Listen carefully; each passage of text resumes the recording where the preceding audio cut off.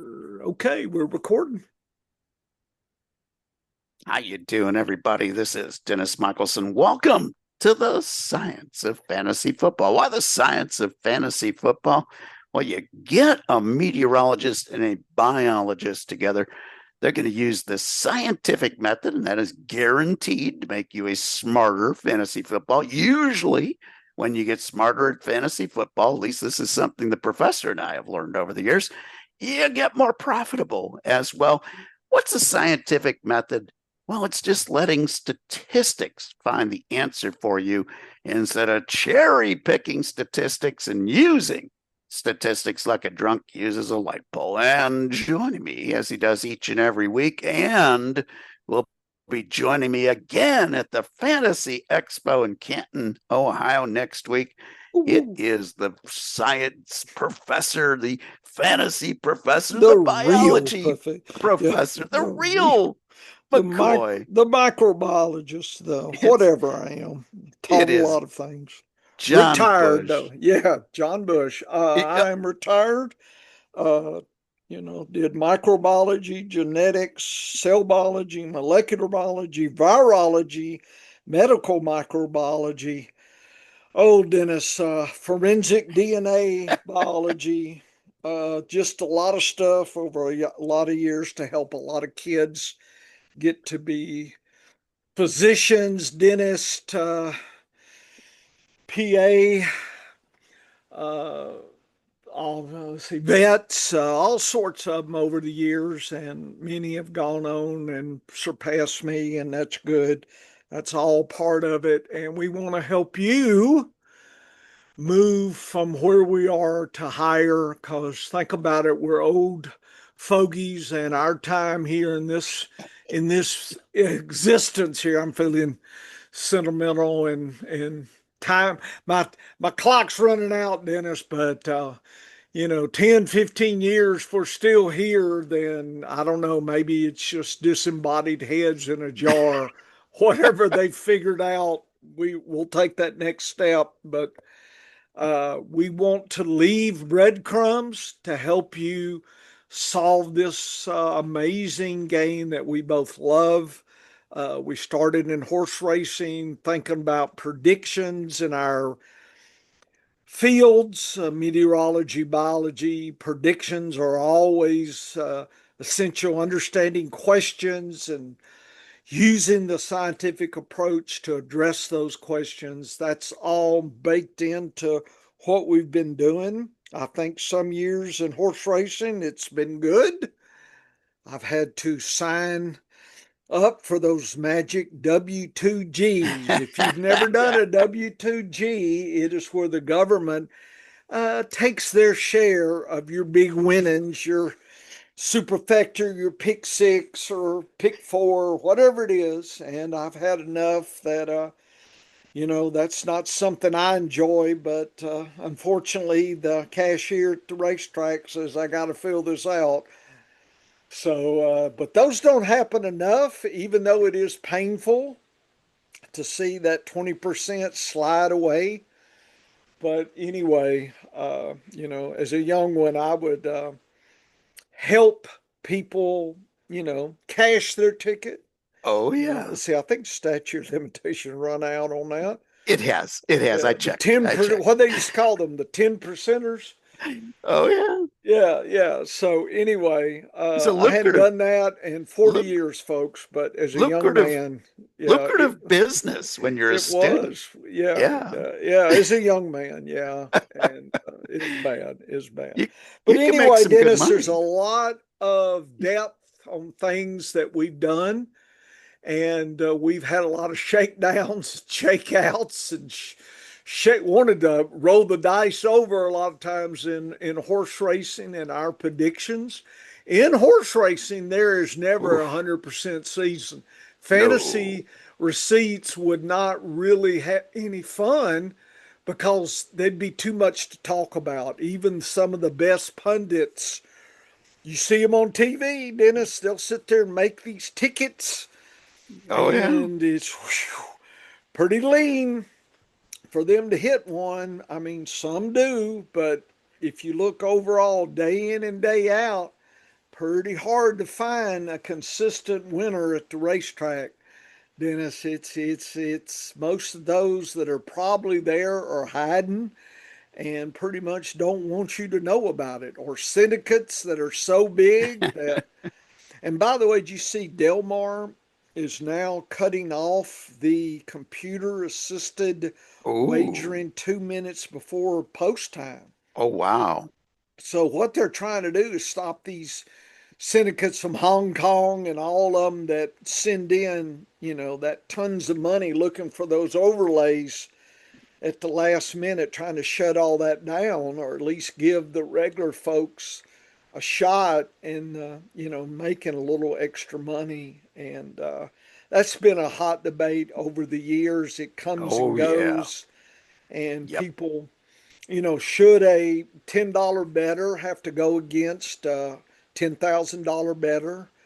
Remember, this is parimutuel, and the 10,000 better can really swamp out, and all of a sudden they'll take, say, 2 to 1, and the $10 better really needed 3 or 4 to 1 to keep afloat, and the big folks come in and take that slack, and that's what it is. So you end up, if you're a small fish, staying small, and the big fish, they just eat a crumb, but to them, a crumb is our, yearly prize, that kind of thing. It's just that scale concept that people talk about, millionaires buying these fancy cars. Well, to them, it's like you buying a Matchbox car. It's no big deal.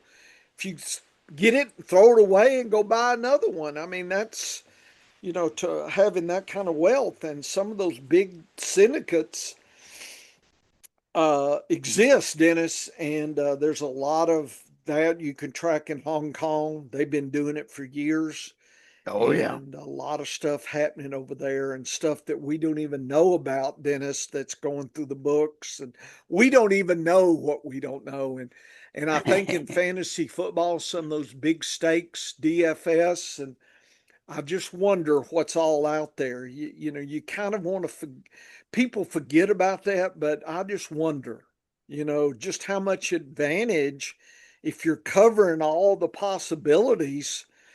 It's hard being a $1 player, trying to get that DSF play there in fantasy football is, can you hit, or it really is a lottery. And I think there's some, I don't know where all of it's going, but I know that they've tried to regulate it.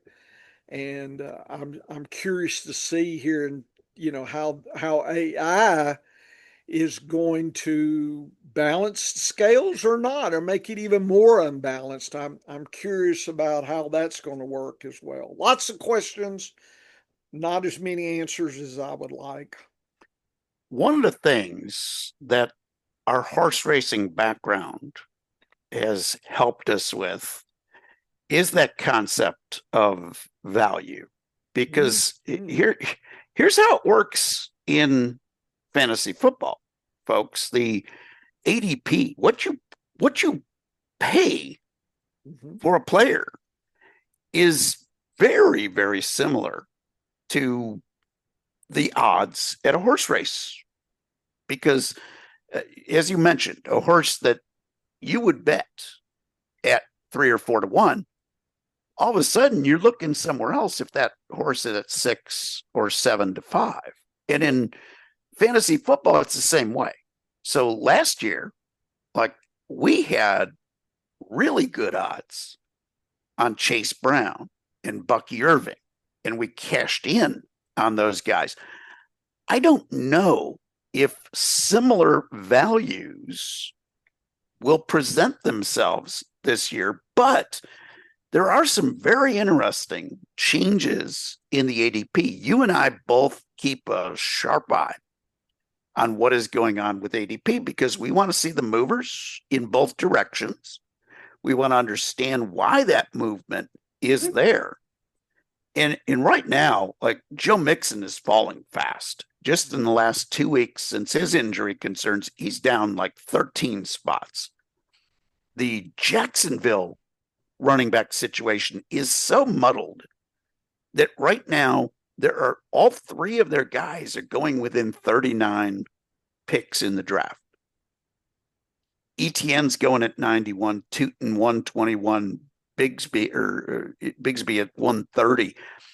When you see that sort of a running back room, it really tells you all you need to know, that the fantasy football community is very confused right now over who the best value is. They think it's ETN, but having only 30 spots between ETN and basically the two handcuffs or the two contenders for the position just tells me it's a muddied mess right now. And instead of having a gripe of the week, because how can we have a gripe when next week we'll be at the Fantasy Expo having so much fun, enlightening people at our poster session with some great information.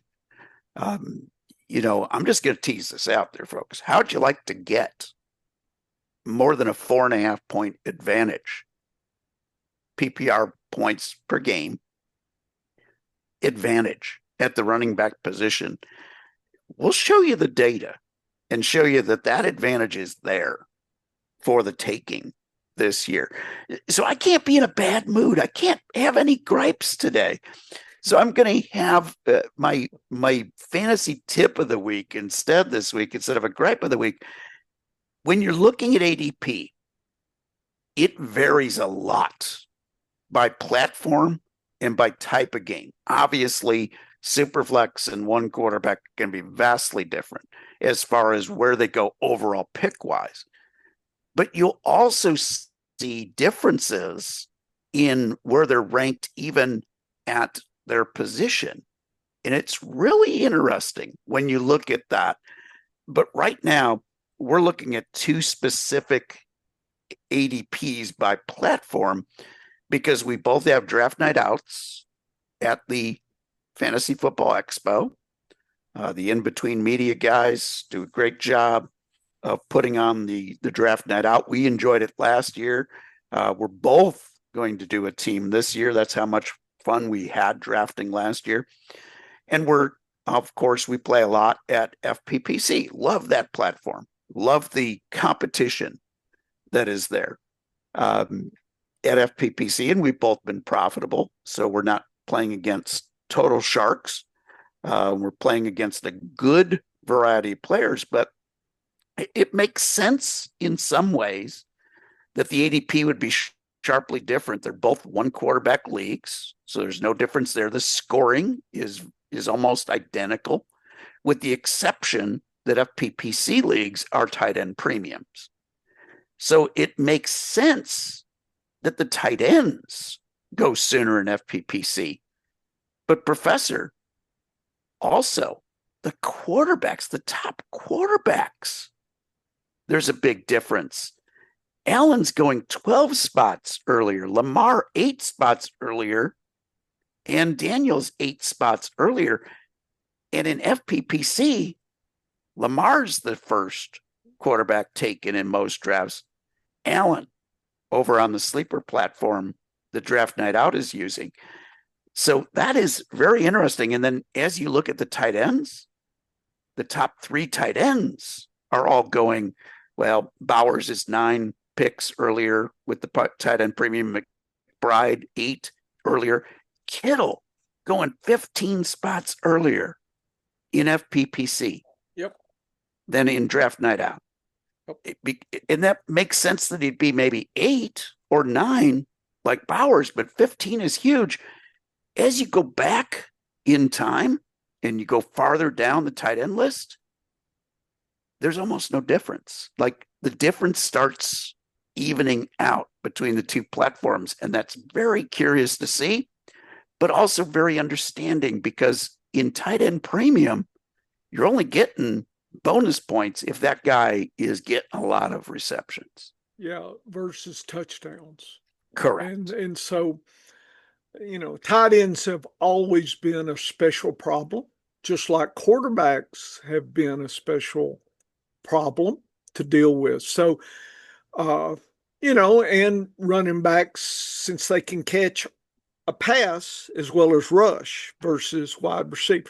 So every position in some ways has to be approached in a unique way. You and I have tried to approach consistency within positions, not just every player thrown in a mix, right? I think things get muddled, and I think our approach of staying in our lanes and looking positional wise is the way to go. We will be showing you a test of the MVP and Bush LR, Dennis, versus fantasy points per game data and predictiveness.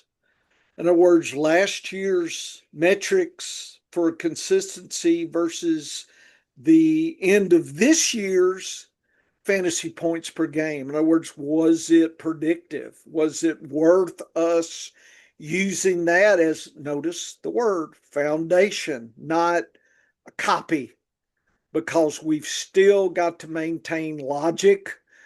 The draft can get crazy, so you can't go in with everything written in blood and stone.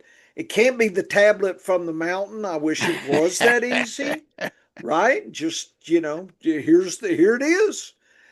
If it was that simple, horse racing or fantasy football, it wouldn't be what it is now, Dennis. Correct. And people get angry season one, Dennis, about 3 or 4 plays in, player X was ADP this, and look what he's doing. He hadn't done anything.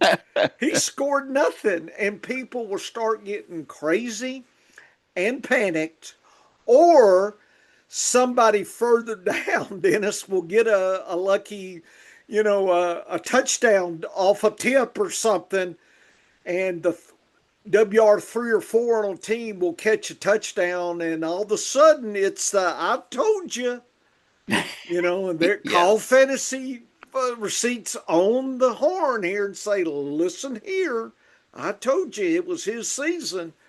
So I'm looking forward to that week, the first weekend, because it's gonna be crazy, and you won't have to wait till Monday night before the smoke. Dennis, there's gonna be smoke and fire after about 3 plays. After kickoff, there's gonna be people pack. Well, I guess there goes my season. My team is lost. I'll just give up now. Let me just roll over and show my belly now. And it's comical, folks, and it's coming. It's funny.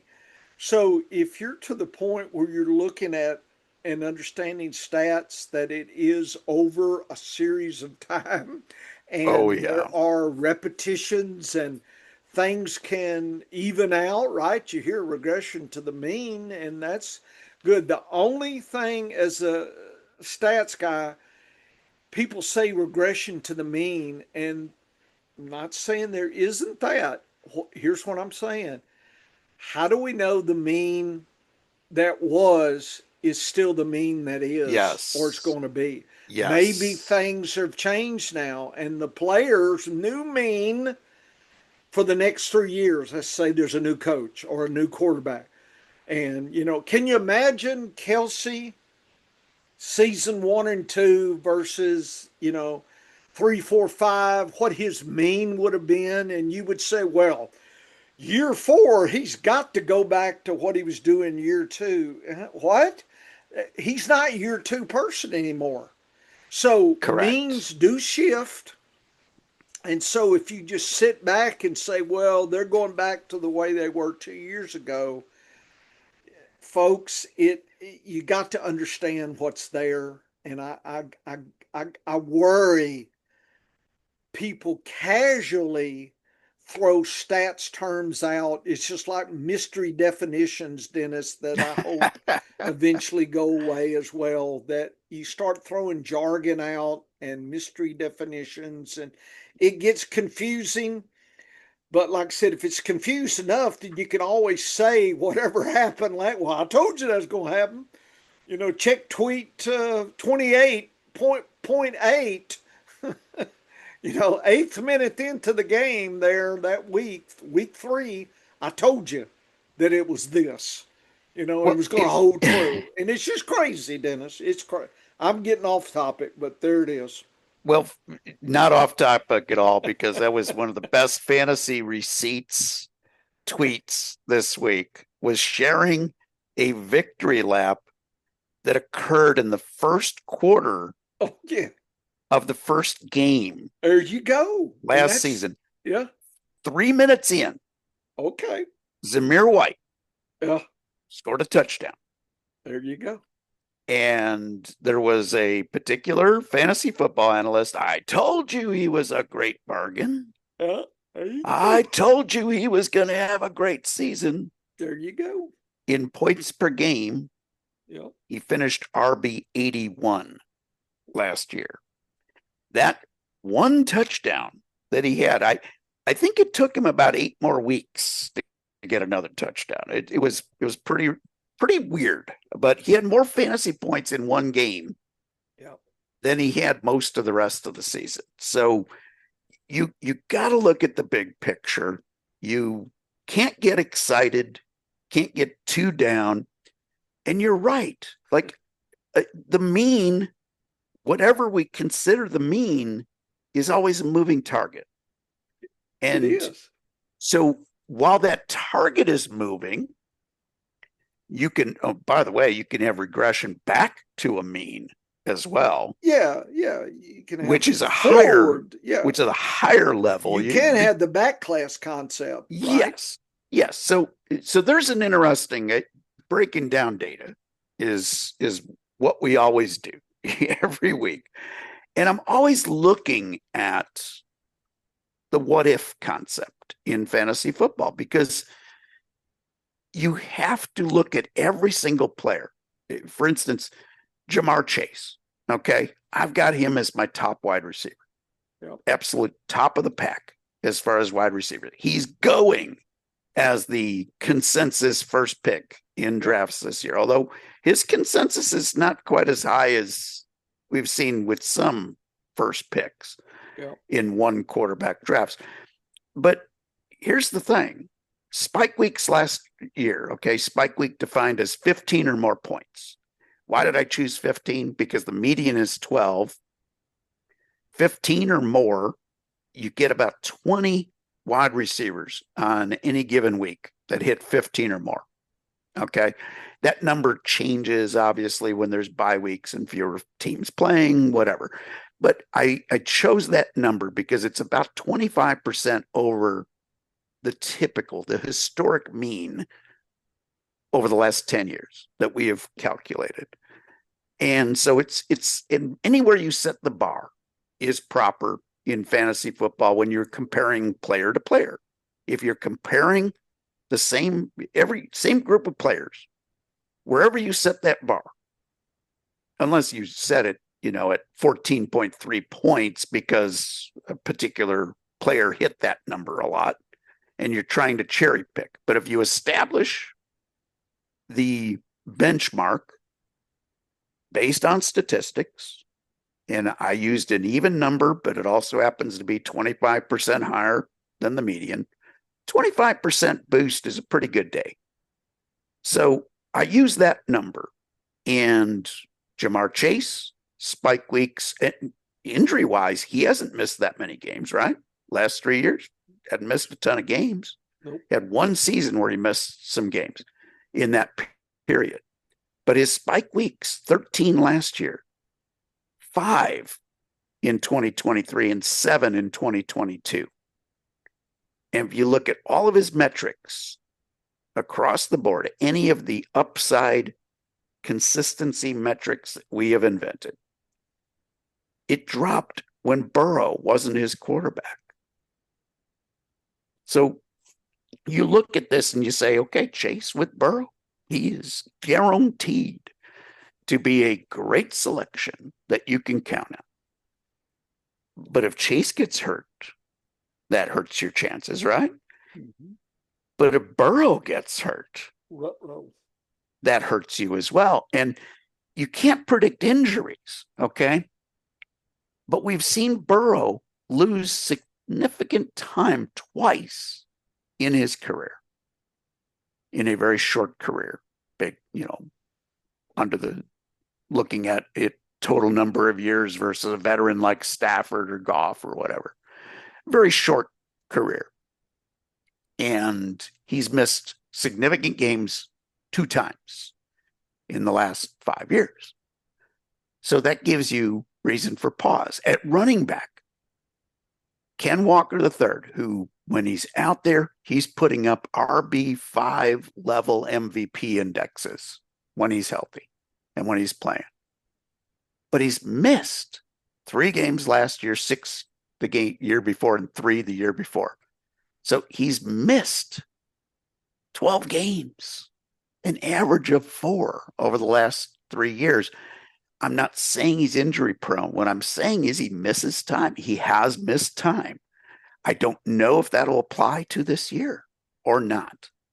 But you approach players like that who have a reason for a downside a little different than you do guys like Amon-Ra St. Brown, who has been the poster child for consistency the last 3 years straight. I look at those players different. It doesn't mean I put the more consistent guy above a Jamar Chase, but I put the consistent guy against that next set at the same tier of players. One interesting data piece that I spotted, I looked at the offensive line of the Kansas City Chiefs over the last 5 years. The last 2 years, by anybody's estimate, whether it's PFF or whether it's, whoever you look at in the industry, they would tell you that the last 2 seasons, the Kansas City Chiefs had a worse left tackle situation than they had in 2021 and 2022 when Orlando Brown was playing left tackle for the Chiefs. Look what Patrick Mahomes did in 2022. The defense, which gets blamed now, everybody says, oh, Mahomes doesn't have to throw the ball 45, 50 times a game because that defense has gotten so good. Well, the defense was darn good in 2022 as well. It was not very good in 2021. But from 2021 to 2022, as his receiver core got worse and his defense got better, in 2022, Patrick Mahomes had one of the 3 top MVP index values at quarterback over the last 5 years. That was 2022, the last time he had a great left tackle. Do I know that the rookie Simmons is going to be a great left tackle? Of course not. He's a rookie. But the what if game comes into play. What if Mahomes' blind side is covered better this year? Yes, I know they lost Thuney at guard. So that weakens the interior of their line. But if the tackle situation is better, and there's a chance that the right tackle could be better as well this year. But even that, in Jawan Taylor, they didn't have a bad one. He just jumps the gun a little bit and has some penalties. But the penalties don't count against Mahomes' fantasy football numbers. In fact, they might help them because 3rd and long, I kind of like Mahomes if he gets time to throw the ball when it comes to fantasy football points. So I'm not saying that Mahomes is a lock to be a top 3 quarterback again. What I'm telling you is the last time he had a great left tackle, he was one of the top 2 scorers over the last 5 years in fantasy football when it comes to consistent upside consistency, which I do think matters at quarterback. So the what if game is, what if Simmons is a good left tackle? What if Mahomes has time to throw again. And there's no question that his receiver core is better, even if Rice gets suspended. In week 1, his 2025 receiving core is much better than his 2022 receiving core that included Valdez-Scantling, Sky Moore, Kadarius Toney late in the season. There's no question that even without Rice, their best 3 wide receivers are better than they were in 2022 when Mahomes lit up the world. And yes, Kelsey's 3 years older. So that will come into play as well. But you don't have to pay top 3 ADP to get Mahomes. And the best part about getting a later quarterback is the players you got in the first 4 rounds. So those are the what if games I like to play, but they're all statistically based. The application of the metrics, before I really get deep into it, Dennis, and I've got the chart up on Sleeper ADP for our draft night out. First 4 rounds. And there's some questions that I thought we'd go through.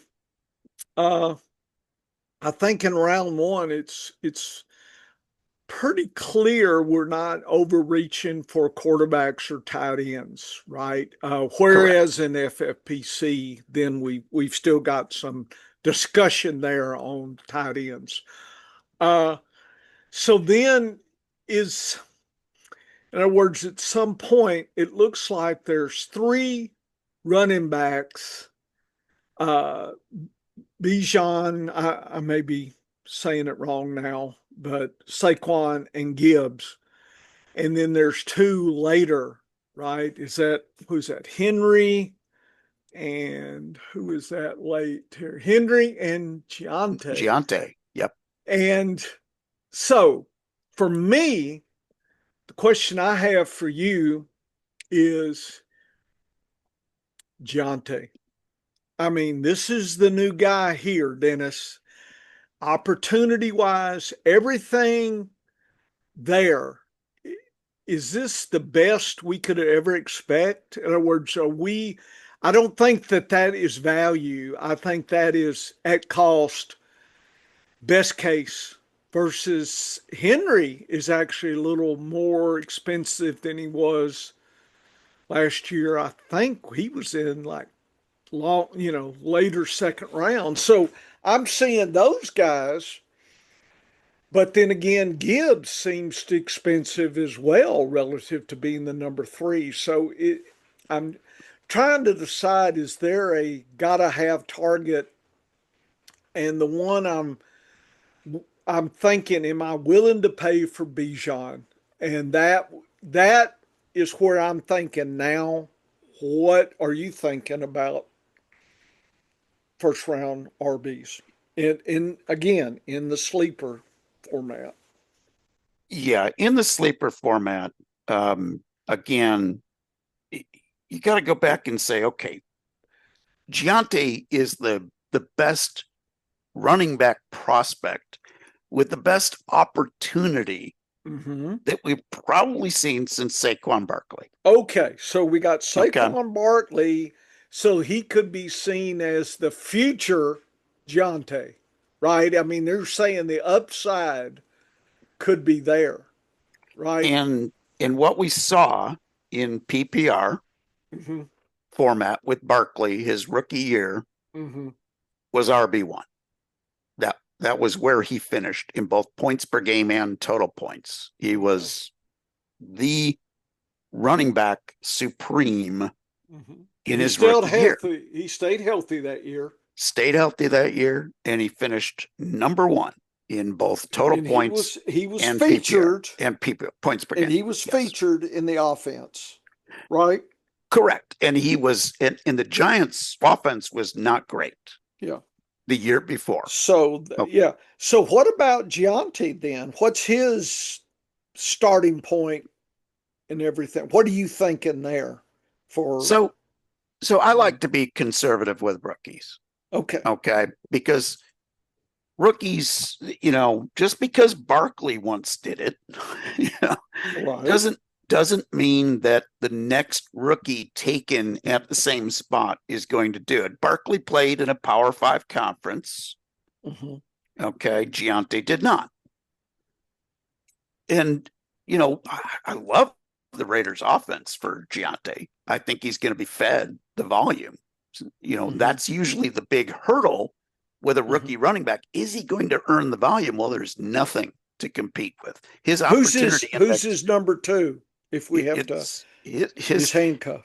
yeah, his opportunity index Yeah. is 100. I was about to say, It doesn't but I'm saying the doesn't get any next guy more. down. Yeah, doesn't get any better than that because the next guy down right now Yeah. for Vegas uh, is questionable, but it's still Zamar White, Sincere McCormick, and Okay.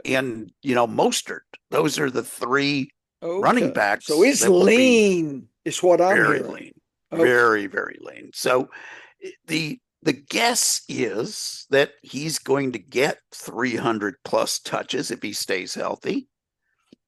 Is he as good as Barkley was coming out? I have no clue.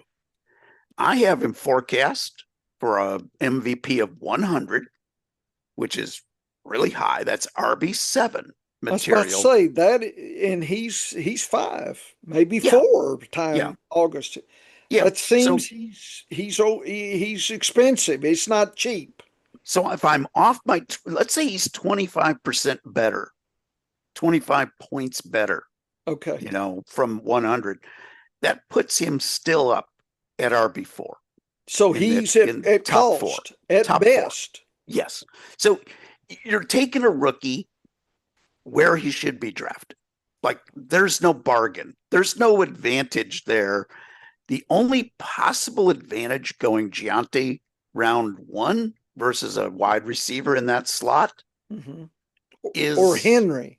or Henry, is, you're looking at over wide receiver, you're looking at the advantage being that there are fewer potentially elite running backs every year than elite wide receivers.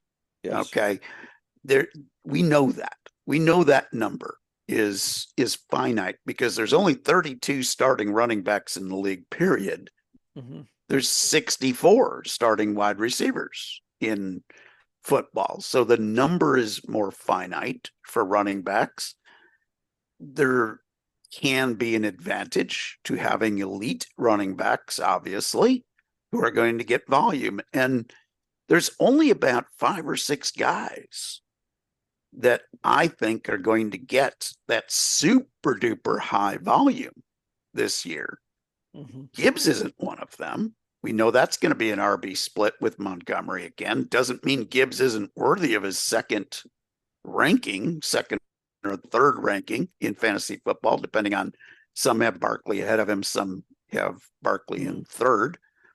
The first three are sort of interchangeable, especially Barkley, and I've seen Barkley and Bajan both listed as RB1 in some rankings. I've seen Gibbs second or third, and I've seen Barkley second or third. And I've seen Bojan, either first or second. Haven't seen him listed third. But when it comes to that next two, it's Derrick Henry, and who is a year older again. So you're looking at the uncertainty of a rookie over, we know Father Time's going to eventually win, but does he win this year? With Derrick Henry, probably not. He's been really good Yeah. for a real long time and hasn't missed much time either. He's been about the most durable running back we've seen, even as he ages.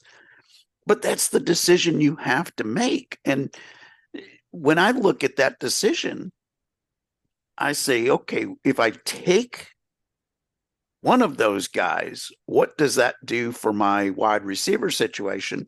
Or do I take two wide receivers back to back? Because that's a possibility at that spot as well, depending on who drops. but I could also set So if myself up. Brown is there in versus Giante, you're going Brown. It's going to be Amon Saban. close. Yeah, Yeah. it's going to be close for me. It's Dennis, I'm throwing some hard ones at you. and here's the thing, Professor, that decision, Mm-hmm. I then need to know where I'm making my next decision. Mm-hmm. Now, last year was easy. Okay, last year was easy for me to Yeah. go wide receiver Well, we because were near the turn. if you're near that turn, because I had a great deal of confidence last year in these three guys that I was getting at a pretty decent price last year. I Mm-hmm. was getting, well, even Derrick Henry, I was getting in the Oh, late second, early third. wasn't that sweet? I was getting Josh Jacobs in the third round last Wasn't year. that nice? I was getting Bucky Irving and Chase Brown way in the like farther down. And so when we were going into drafts last year, I was telling you, these three running backs are all prime beef and they're being sold as discount beef. Yeah. I'm very confident in all three of these guys.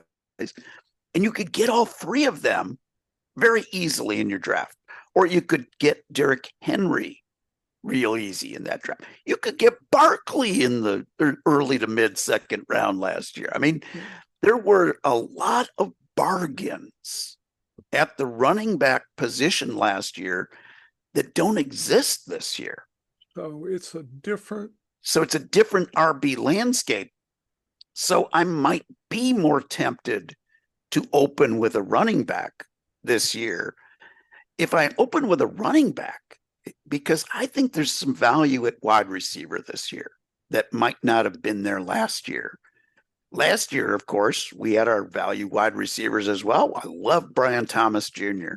and I love Malik Neighbors. I was all over those two rookies. Well, Dennis, before we go, I put in blue the 4 RBs that if you take a wide receiver and you wanted to come back with a running back, there's your choices.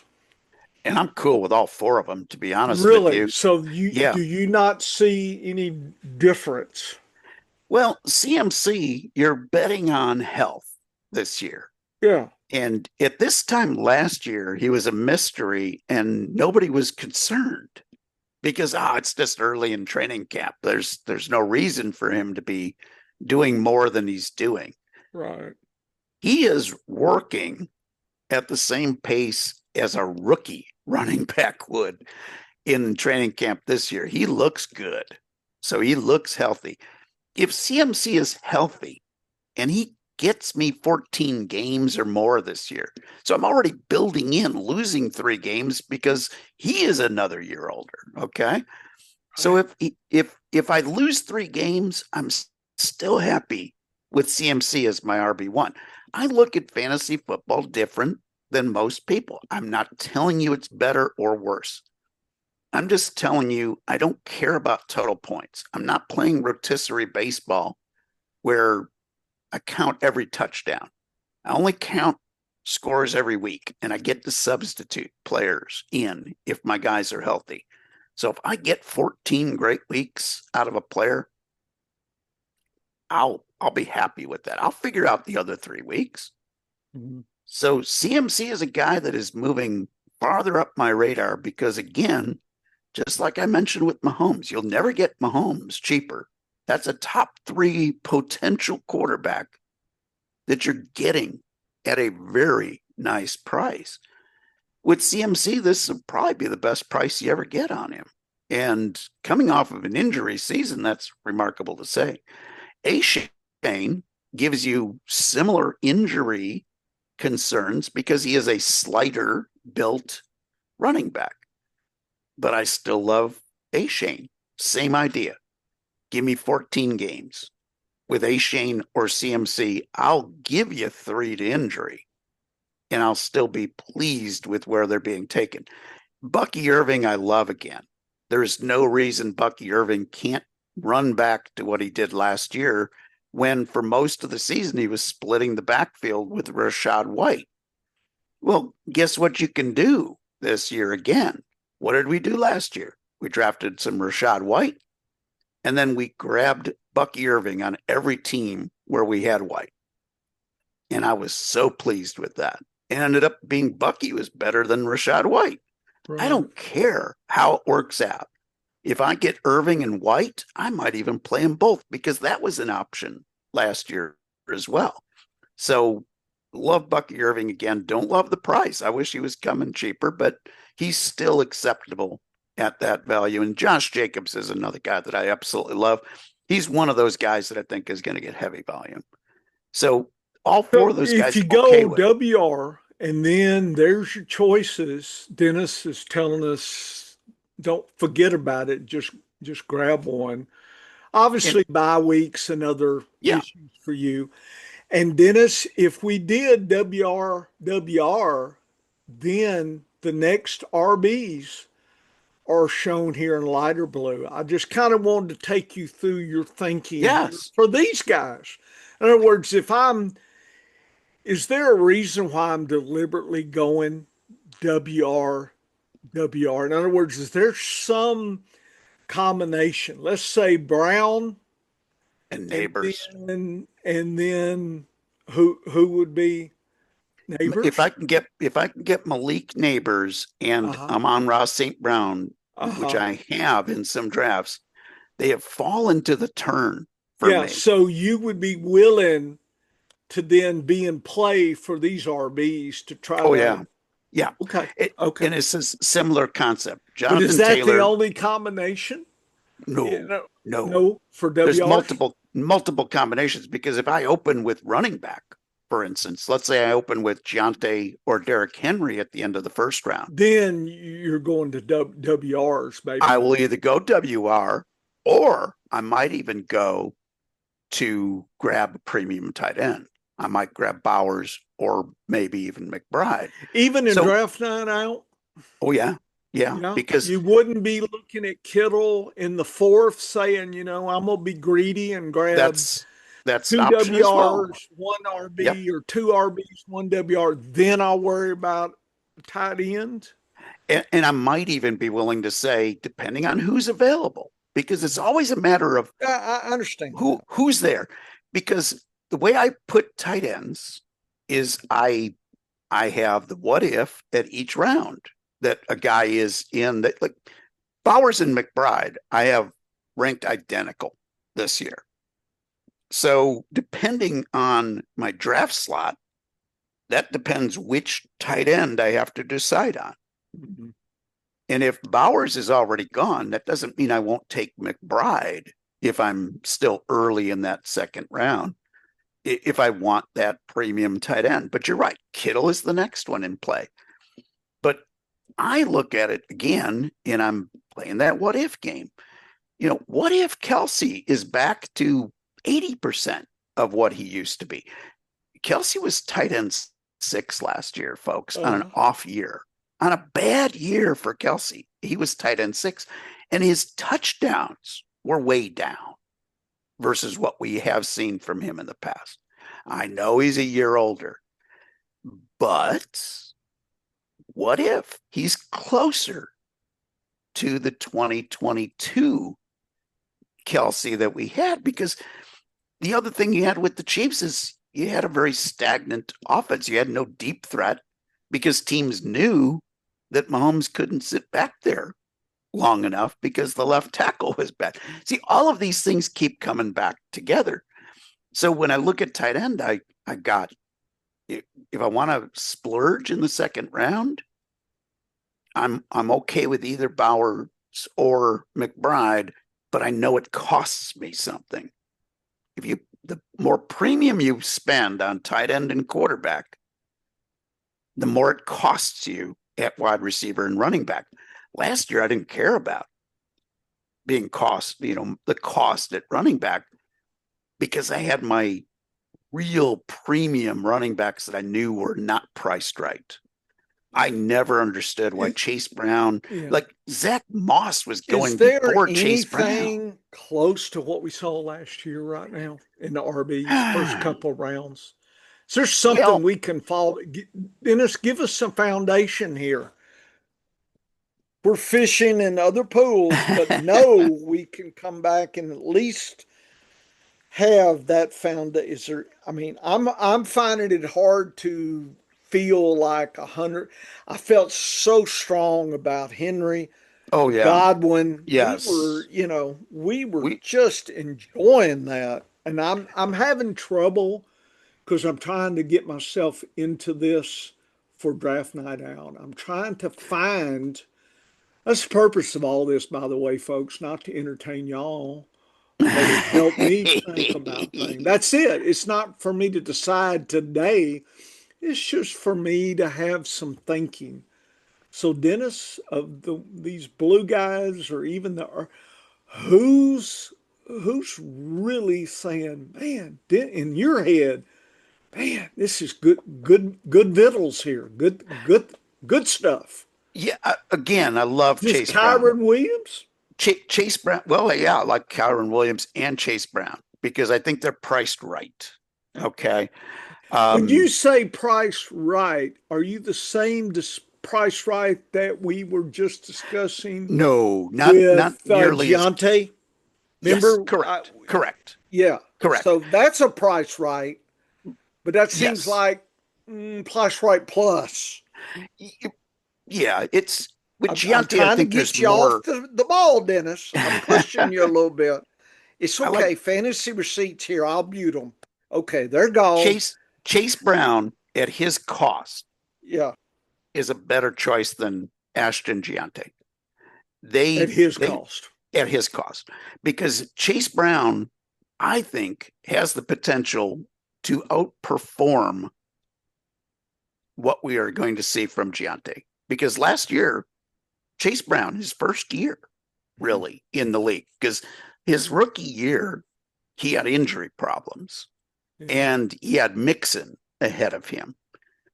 That's why last year, when Moss was going a few spots, like he was going before Chase Brown last year, it made no Yeah. sense to me. But this year, I think Chase Brown, you know, why shouldn't he run back to his 128.8 MVP?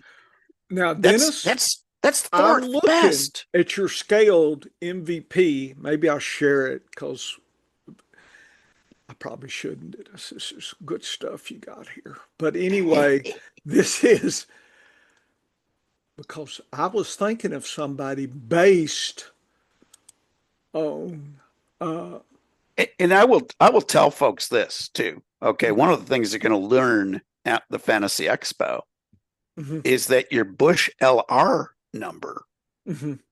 performs better than my MVP index, and I'm not ashamed to say that.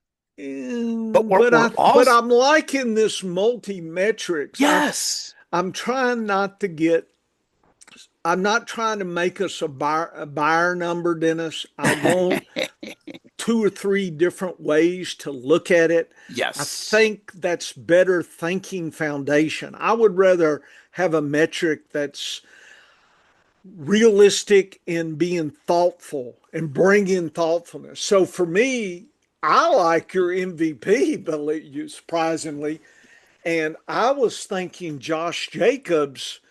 Look at the scale, Dennis. He's your number 3, 4 guy with Henry. yes, yes, And yes, so I was trying to kind of tease you out better than A Shane. Look, yes. yeah, Oh yeah, he's your number 5 guy. Yeah, Josh Jacobs is a guy that I really really like. And look at his fantasy points per game was one of the Oh highest ones. It's yes, green. yes, And he was number 6 in my metric. So yes, you have him as 3, 4. I got him as 6. And, the fantasy points per game last year was in the top 6 or 7.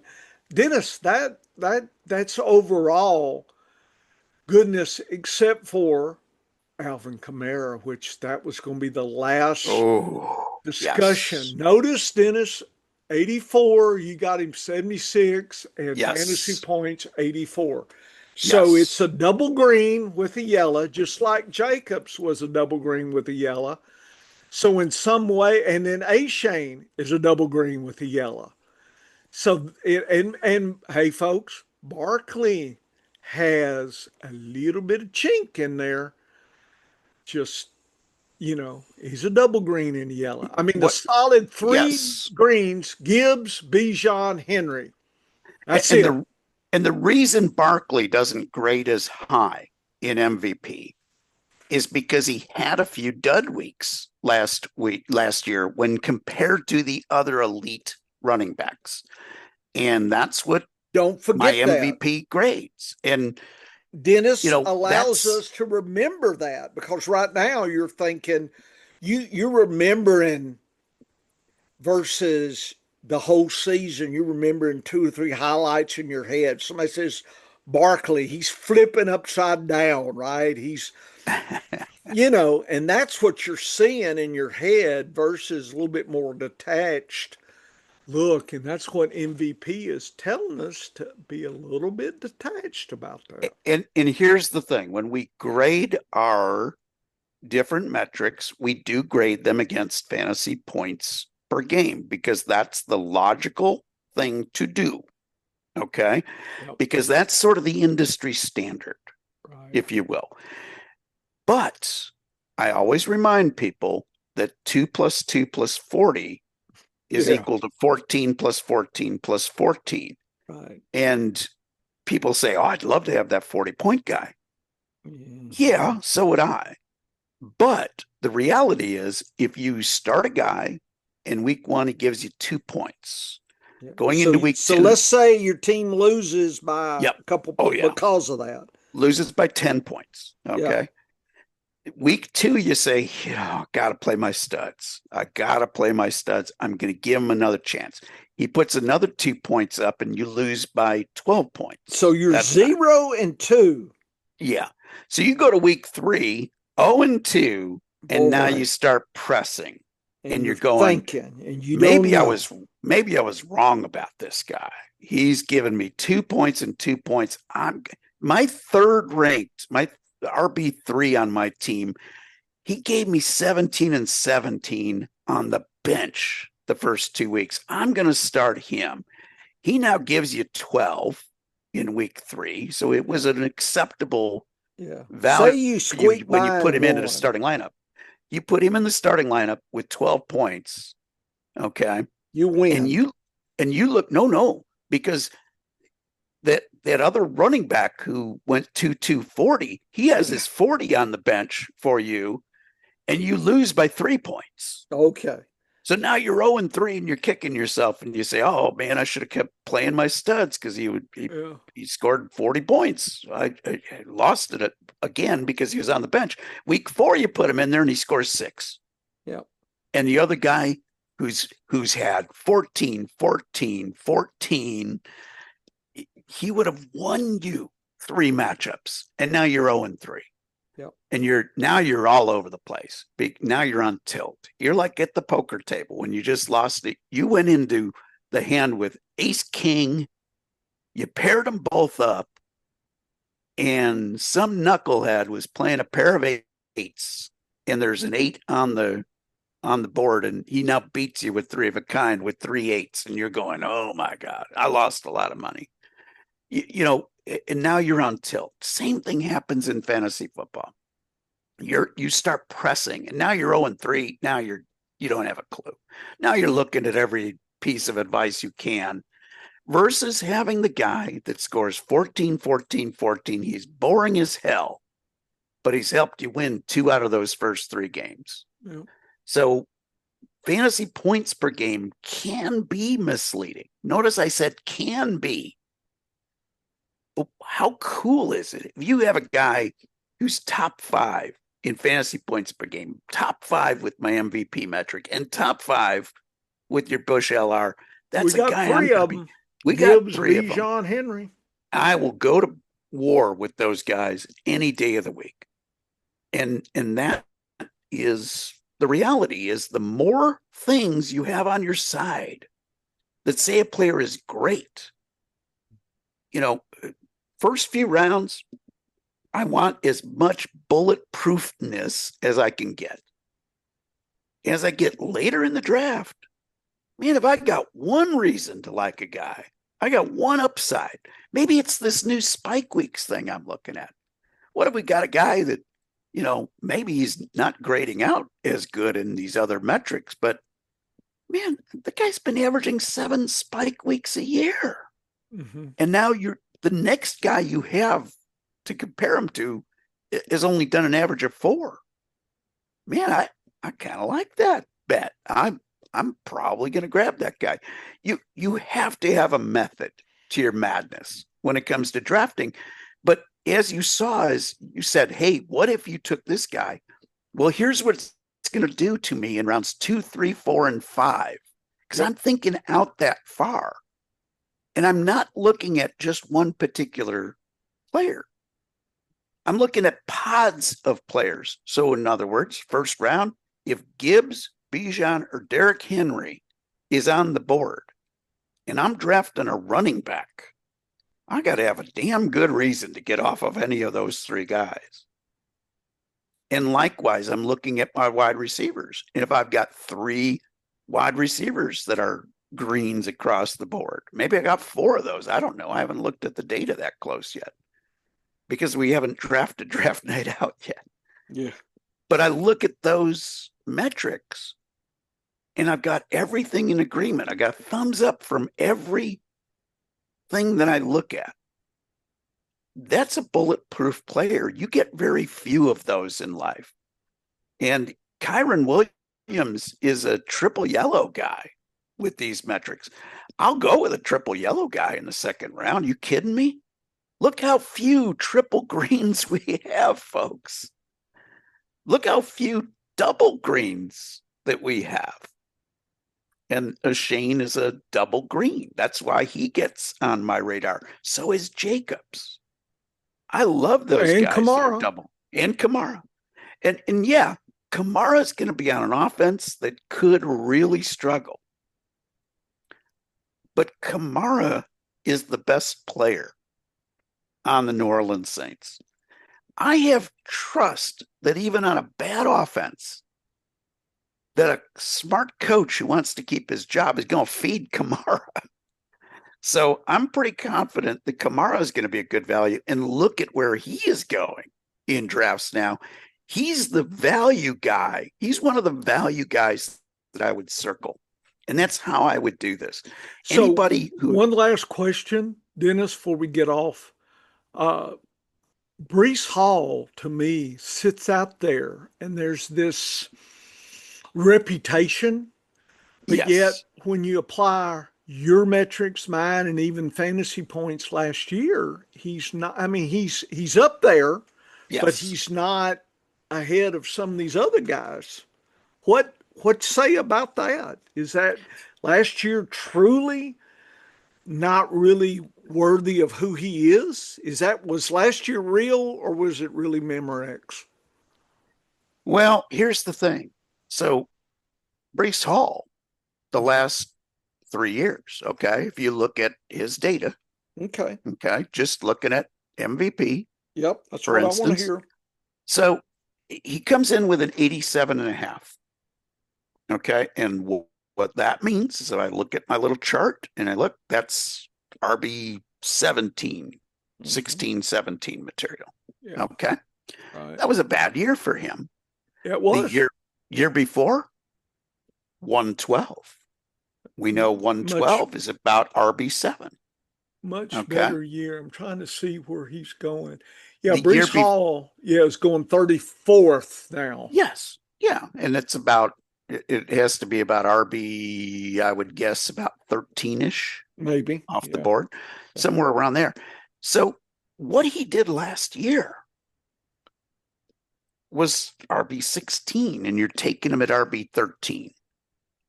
But the 2 previous years, he was around, like I said, RB 7, and then the year before that, RB 3 in MVP. Now, 3 years ago, he didn't finish 10 games. He only had like 8 or 9 games played. So there's a built-in risk.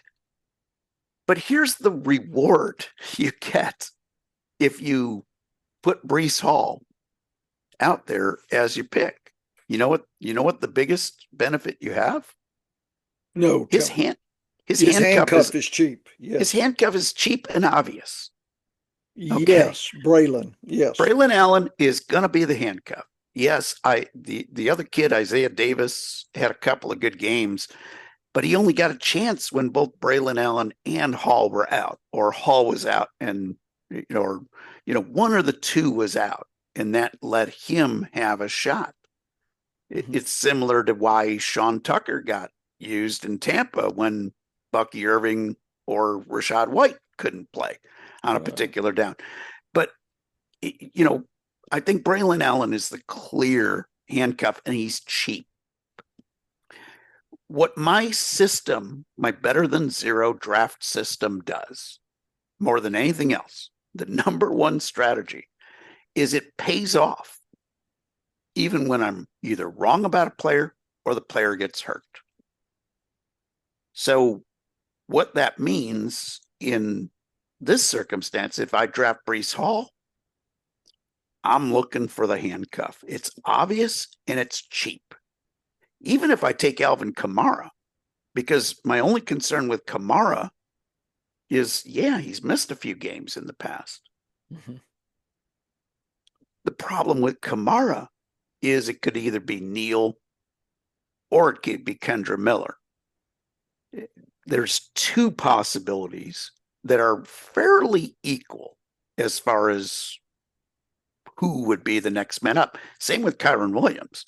Is it Corum that's next man up, or is it the rookie? I don't know.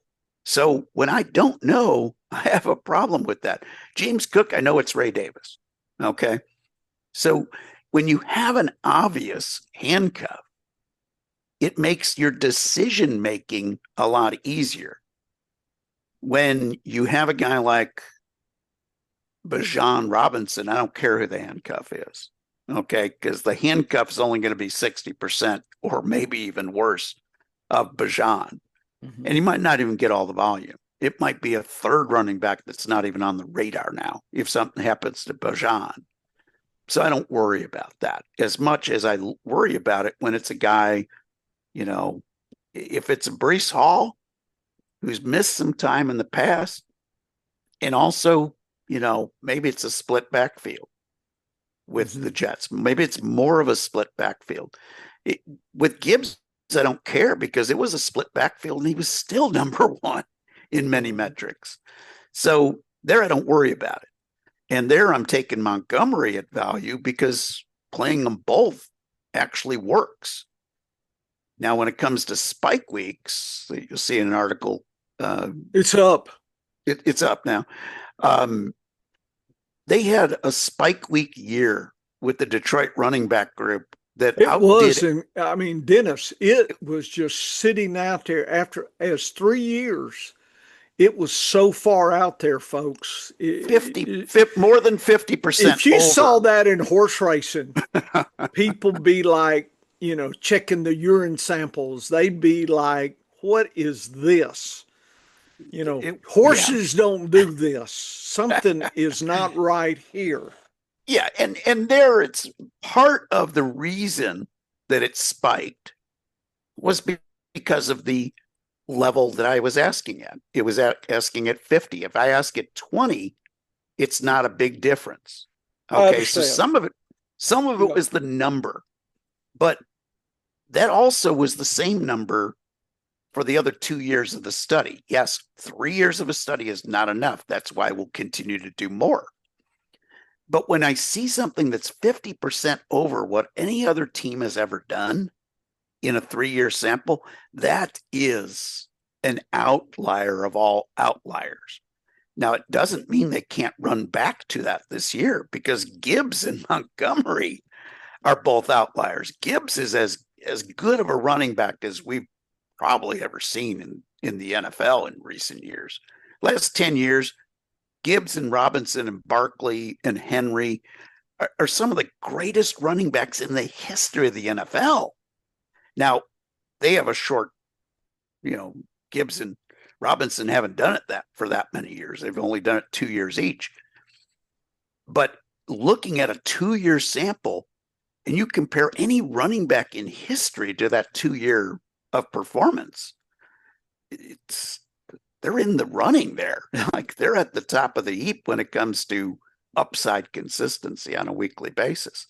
So that's not hyperbole to say that they're two of the best prospects we've seen in the NFL, and they've lived up to it. As has Barkley and Henry. And I look at Montgomery versus the other RB2s in fantasy football, the other backup running backs. He's head and shoulders above anybody as far as a backup. And he's getting 40% of the touches. Sign me up at cost. That's a good flex play every week. So, I mean, he had a green and a yellow on our systems. There aren't a lot of guys that did that. It's a finite number, and hint, not all of them, not all the starters, not the top 10 starters didn't all do that. Yet he was good enough to hit those numbers. So every pick you make has a counter pick that you're starting to look for. And, when it comes to, certain running backs, Breece Hall is the one where if I take Breece Hall, I'm probably grabbing Braylon Allen a round earlier, maybe 10 picks, 12 picks, maybe 15 picks higher than his ADP to give me that insurance policy. Gotcha. Backup running backs on your fantasy football team are insurance. You don't want to use it. You don't want to have to use your insurance. You don't want your house to burn down, right. But you have insurance to help pay for it in case that disaster strikes.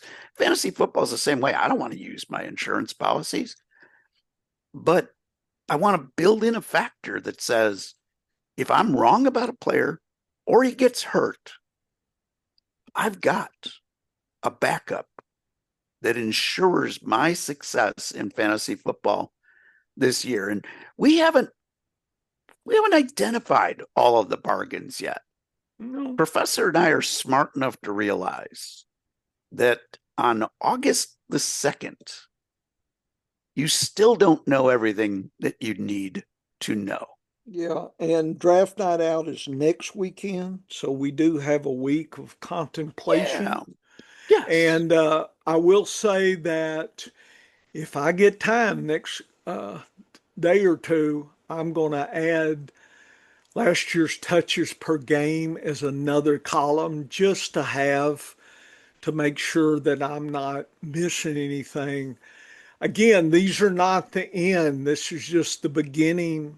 But I believe you have put solid metrics together, and, I think you'll make stronger decisions. At least that's what I'm hoping, because we're just testing metrics these days, Dennis. We really hadn't got to the point, well, everything's decided now. No. We need to move on. We're still in flux. And I and wonder if we'll ever not be in flux about things. I know science is never settled, and it's always has potential for changes. People forget about that science is not in granite. And the best thing you can do in science is ask more questions. That's it. That's what it's doing. Yeah. You're doing it right versus, well, the science has figured it out. We'll do it that way. Well, is it? Has the, regression to the mean? Is it really the mean now? Or have things changed? A lot of discussion about those things, Dennis. In science, folks, Pluto has been called 3 different things in the professor and I's lifetime. It started as a planet. Yep. Then it wasn't a planet. Nope. And then like, I'm not an astronomy expert, but I find that amusing that I think it was an it's, ice ball, but yeah, it's isn't a it now a planetoid? planetoid. Yes, What the it's hell? official. But 20 years from now, Hmm. some astronomer could come up with another theory and reclassify it again. Maybe we have a spacecraft that goes visits Pluto, and they come back and say, if this isn't a planetoid, it really is a planet. The key is it's always evolving, always changing. When it comes to anything in science, if people are talking in 100% absolutes, they are talking to you. Like, for instance, the shape of the earth. No, it's not flat. We know that. Okay. But it's not exactly round either. And what we know is that the shape of the earth does actually change in the big scheme of things. The poles are always moving. So that affects things. There are multiple things that are always affecting other things in science. And in fantasy football, the equivalent of that is that the game is always evolving. So let's say the professor and we have these statistics to beat all statistics, and it works for 2025, and we win every single league that we're playing in. We will continue to strive to have better statistics in 2026 and beyond, because we understand that maybe everything went right for us this one particular year. Yep. And that will not be backed up. Just like the Detroit running back room had 23 spike weeks last year, Crazy. we could win 100% of our leagues this year. And And next, Dennis's work is up. You could go look at the whole 3 years of yes, data and see what we're discussing. I've got the box and whiskers. I got I did the color metrics for each perfect. year. So it's all sitting there for y'all to kind of take a snapshot of. And this is all experimental data. We don't know what it means yet. Nope. And that's the key to the scientific method. If I discovered something like this and I said, guaranteed that the Detroit running back room is the running back room that you want to own, do whatever it takes, because they did something 50% better than every other running back room, and this is going to, I'd be right based on last year's data. I would not be right going forward into the future. This game of forecasting, and I don't care what you're forecasting, whether it's grain prices, whether it's the stock market, whether it's fantasy football, horse racing, or who's going to win a football game, or Australian rules football handicapping, whatever you are trying to forecast for the future, 100% ain't happening if it's a complex system to forecast. And fantasy football is a very complex forecast problem. But if you use statistics and you use logic, you can have more success. We know it. It's worked for us, and it will work for you. I always love when people say, oh, fantasy football is like 80% luck. I am not the luckiest person in the world. Yet I have had success 15 years in a row in fantasy football. My ROI has varied.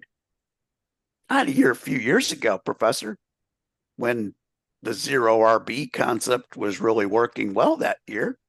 And it just so happened that my adaptive style fit pretty much with that. What happened that year for your bankroll? Uh, Huge win. I think it was 2015. Yeah. I took my money, their money, the house. It was everywhere. It was everywhere. I And had I a, need. It's yeah, about Dennis, about time for another one of those years. I had a return on investment of more than 4 to 1 that year. It was phenomenal. It was spectacular to be playing with the trend and not against it. And In some in years I play against it, but in 19, I had a ROI of about 3.2 to 1, which was good. was fabulous. I was very pleased. Made a down payment on a house based on half of my fantasy football winning. Nice. Granted, I live in a cheap neighborhood, but still, that's pretty darn good. Dennis, that paddle boat on the river, they don't charge much, do they? No, That lean to you and Huck Finn there you down the go. river. Yeah. Yeah, we're downstate Illinois is a lot different than Chicago, Illinois. Got them trot lines out to catch you a catfish. But the point is, you're going to have a variance to your ROI from one year to the next. I can't predict what my ROI is going to be with any confidence. But I know that if I use these methods, I have a high percentage of making money. Some years it's going to be a very small amount. I had a very small ROI last year. It was about like 0.8 times last year. Still put money in the bank for me, because here's the thing: is it's a cumulative process. So I didn't spend it all. I reinvested in more leagues when I had good years. And so my 0.8 ROI last year was better than a 2-point ROI a bunch of years ago, because I have more at stake each year because I reinvest. I don't bet it all back because I'm pretty smart, but I do reinvest a lot of it every year to make sure that, my chances of winning are better. Again, you got $1,000 to play this year. Do not play 2 $500 leagues. First of all, there are a lot of sharks fishing in that water because they're using the other method. They're playing $50,000 and they're spreading it among 100, plus leagues, whatever, at different rates. If I'm playing $500, I'm playing 50 leagues and I'm spreading my risk out. It just makes more sense. You don't have time for that. At least do 10 leagues and put your money out there among 10 leagues. It will increase your chance for a positive ROI. And head on over to the scienceoffantasyfootball.com. Check out all the professors' videos. If you're new to fantasy football, especially, you just need to go to school with the fantasy professor. John Bush has so many great videos that you can find. But you're poorly organized, Dennis, because I feel it's once I do something, I feel like I've done it. It's out there. Y'all find it. So that's probably the downside. You're used to people begging for half a click, and I don't function that way. I got the idea out. I talked about it. And so it's a little different. So it makes it uncomfortable. But I think the journey through my 400 or 500 videos, that's part of it too. Are you really that interested? Do you really know how to sharpen your axe, or you just want some easy answers to that easy money? What they say, that 1 to 9, the dude in Gulfstream, it's easy money. And I'm like, man, you crazy. 1 to 9 is not easy money. You think it is, but I've seen jockeys fall off 1 to 9. How about, what happens then? Was it easy money then? Anyway, don't get me going on 1 to 9 shots.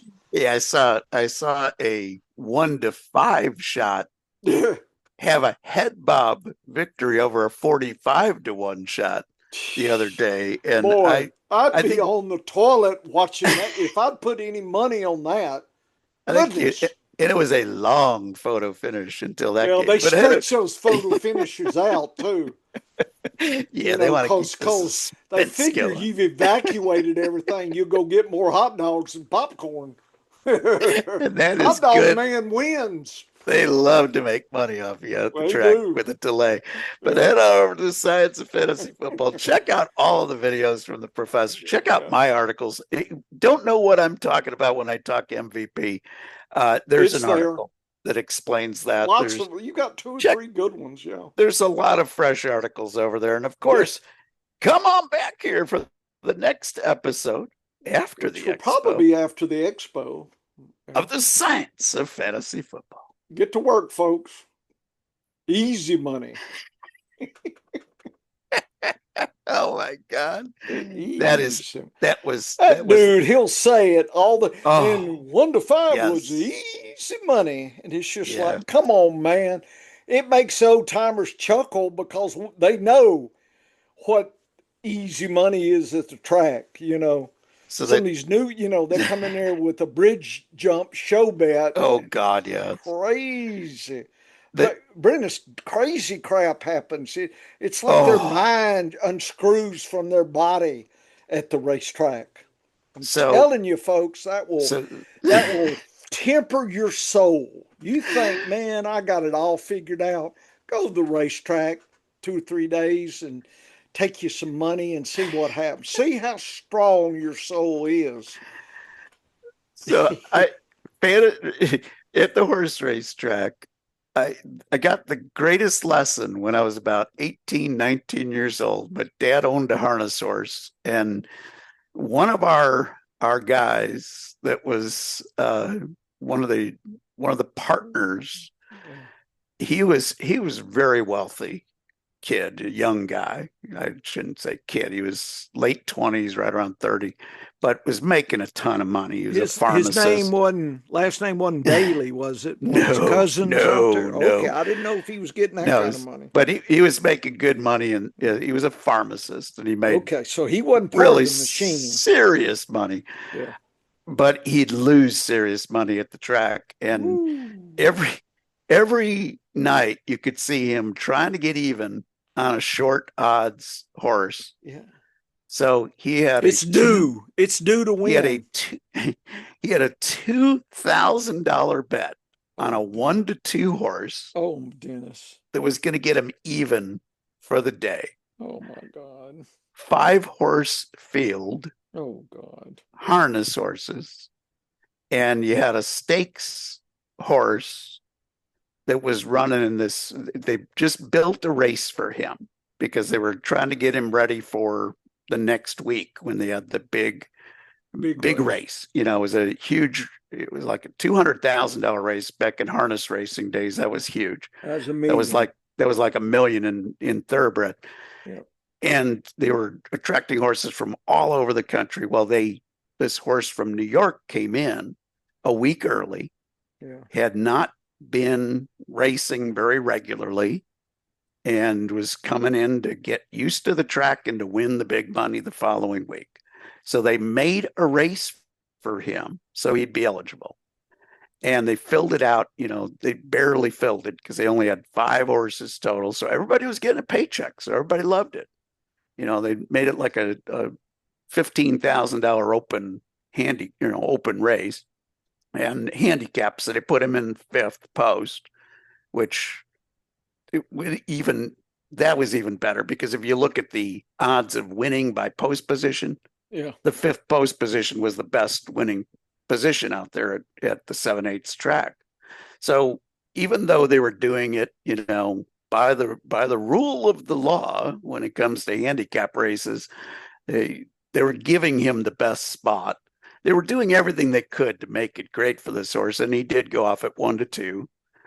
And he was leading by 3 lengths, turning for home. And nobody was making a run on him. The only horse that had been close to him was backing up, and the only horse on the rail was just hanging on, and, you know, 3 lengths back, looking good, starts pulling away and gets to the 16th post, or, you know, 16th post, 16th of a mile left in the race, and breaks stride. Yep.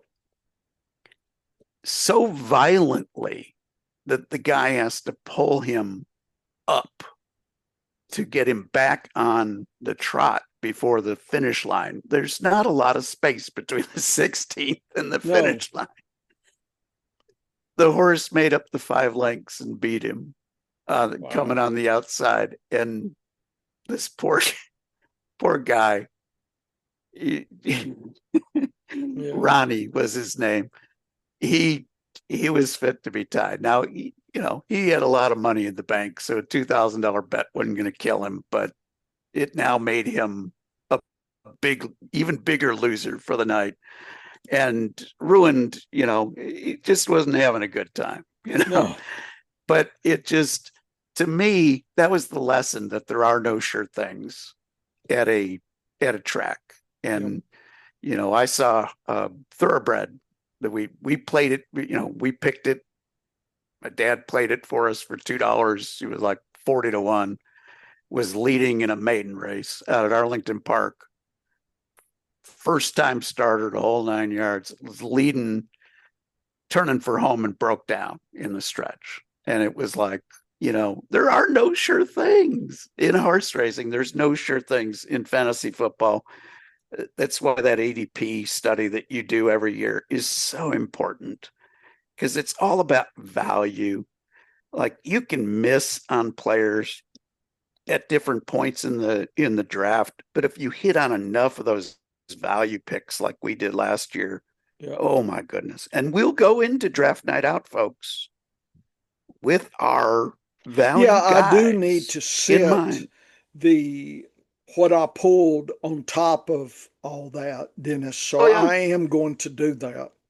Yeah, we'll have our value guys, and we'll have the guys that Opportunity Index says, take a look. And then we'll have our strategy. And our strategy, I think, is sound. The better than zero concept that we really beta tested last year, it flat out works, folks. It does, because being adaptive in the draft, your draft, if you get the first 3 picks in the draft, or the middle 6, or the last 3, your draft is going to look different based on the value that will appear in those first 5 rounds, especially. Once you get past the first 5 rounds, everything starts evening out. Like, it doesn't matter if I'm the first pick in the draft or the 12th. The guys I'm looking at by round 10 are probably going to be the same at each draft pick. But those first 5 rounds, not everybody's going to get Chase, Barkley, Bijan, or Gibbs. So that's all dependent on your draft slot.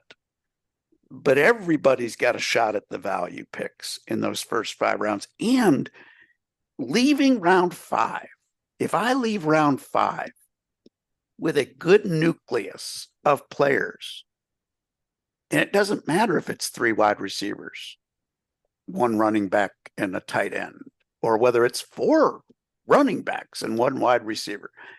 If I end with a nucleus of 5 players that are going to be starting for me all season long, come hell or high water, and I'm confident of that, then I make different decisions at running back and wide receiver, quarterback, and tight end based on what I selected in those first 5 rounds.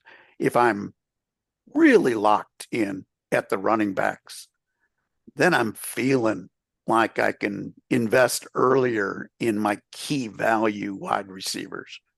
If I'm heavy, if I draft 3 wide receivers in the first 4 rounds, I'm pretty sure I don't need another wide receiver for a while. Yeah. So I can wait and grab a couple of upside guys. But that's the key to our success last year, Professor, was just understanding how pick 1 affects pick 2, how picks 1 and 2 affect pick 3. That's the concept that I don't think gets explained enough in fantasy football. We're so good at saying, here's my top 15 guys. Where am I wrong? We're not very good at explaining intricate strategies in fantasy football. That's what I attempted to do with Better Than Zero. And I'm looking forward to the test in year 2 to see if it's successful again, or was it only a success because we got so much great value at running back last year. That is a possibility. So we have to always stay humble and striving to get better. I agree. Just trying to get myself in. I'm a little behind on the script. Dennis been working on the posters and was not 100% this week, so I feel like I'm still behind here. I'm trying to catch up, and I think adding touches and I think adding ADP. If I can do that the next day and a half and send that off to you, then I think I can. We'll have something to use for draft time out. And whatever you don't get finished, I will come through to finish off and make it all Right. look good for us. We'll have a good strategy going in, and we'll have two chips in the game this year with two different draft night out teams. And I've been looking to see who competition might be Yeah, in I'm in looking our in league. mine, So it'll and be mine's interesting. not filled. Is yours filled? No, no, we're thin, which surprises me because they sold out by this time last year. Yeah, I've Um, got 9 out of 12 in. yeah, they may have to do a little bit of combining some of these draft nights because I only have I'm up to 8 this today, so I've We got got nine. Uh, 4 openings still. So they yeah, might have to do a little bit of redistribution of yeah, effort I've here. got two props deck guys, so I don't know who they are, but it's two of them. So you're always worried when two teams are have about the same name, Oh so yeah. you wonder.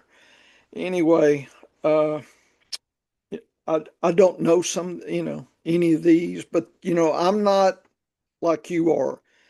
IBT Media. Do you know anybody like So from? that's the people that are running the show. So if they are Oh, listed on a team, yep. they are not going to be one of the teams. So um, that'll be actually be an extra opening if they have Oh, it. So they just do that so they can run the league to be the okay. commissioner. They will probably be getting out of there. Now, last year in our league, there Hmm. ended up being a guy that couldn't make it Hmm.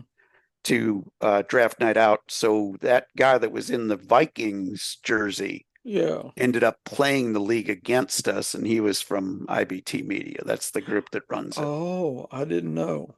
Yeah. Shows you how much I know. Yep. So that right now they'll show up in every single draft night out league across the board, and then they will either pull back and another team will be added in there. Their name will always be in there. They'll be the commissioner of the league, but they won't probably have a team. And there's no trading in these leagues, folks. So the idea of collusion is probably not going to happen. But an organization, we could have gone in the same draft against each other and had twice the chance to brag that Science of Fantasy Football won this league. We didn't want to do that. We wanted to No, compete in separate leagues and win two championships would be what we're striving to do this year. yeah, I So we'll agree. we'll have fun. We'll have fun with this. We will have fun. Let me stop recording.